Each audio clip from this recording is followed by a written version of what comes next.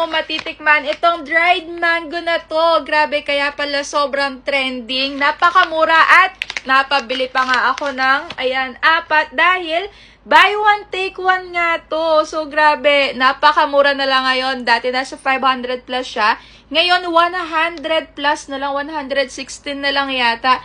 So, ayun, buy one, take one at dalawang hindi maanghang. Tapos, ito naman, dalawang maanghang. So, ayun, try natin. Grabe, amoy sili. So, ito yung spicy. Tingnan nyo naman. So, hindi... Sige, buhos natin lahat para makita nyo. Kung gano'n. Ang dami.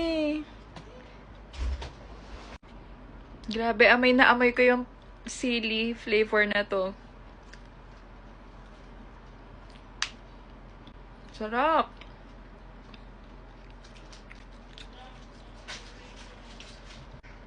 Sobrang tamis na maanghang. Ang sarap.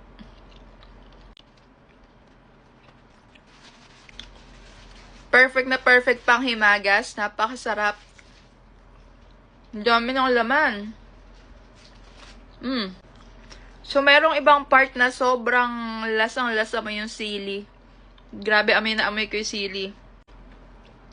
Mas the best to pagka nilagay nyo sa may ref. Kasi ako nilagay ko muna sa ref. So, ito naman yung hindi maanghang. Ayan. Mas malalaki yung hiwa-hiwa nung hindi maanghang. So, ayan.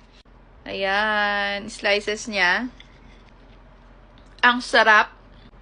Yung tamis niya, hindi siya yung super duper na tamis. Sa mga ayaw ng sobrang tatamis, pwedeng-pwede din sa inyo to.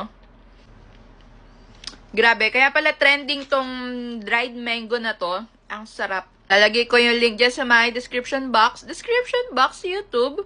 Nalagay ko dyan sa may yellow basket dahil itry nyo na hanggat sale ngayon.